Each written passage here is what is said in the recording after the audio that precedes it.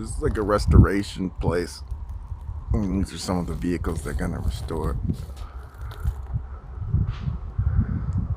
That was like a something Plymouth.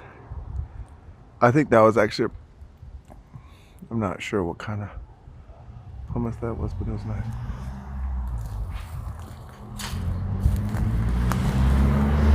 We got a Toyota here that looks like it could be restored.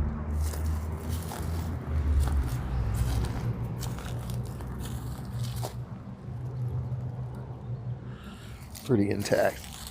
Has the motor still right there. That's fixable, but the other Toyota's fixable too, but that Dodge, I don't know. The quarter panel's done. Look how messed up the trunk is.